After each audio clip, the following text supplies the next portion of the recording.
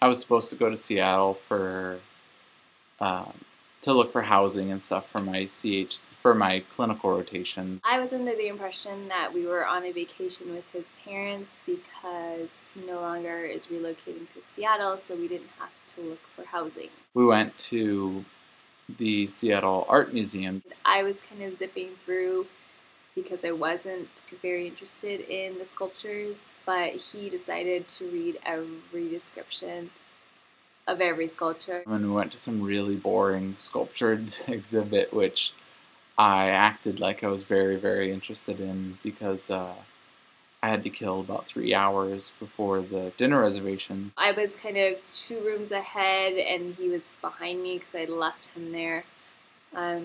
So eventually I would just sit on the benches and text message people or pretend to be on my phone. And so I really felt bad that I was dragging her through the art museum that I kind of really didn't, care much about. And I was extremely stressed out about, what was going to go on afterwards. Then we went from the art museum and we walked about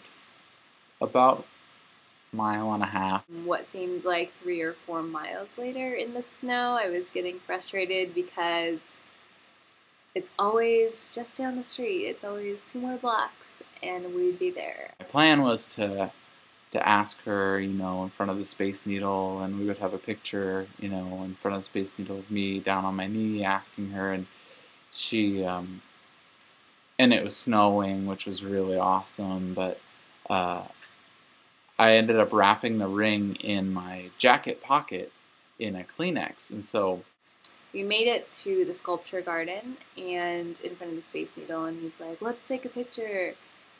And in my head, I was like, we've been here before. And he comes over and he's, pulling a tissue out of his jacket.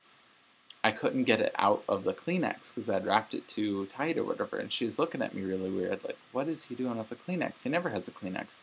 And so I wiped my nose with the Kleenex, acting like, nothing suspicious is going on.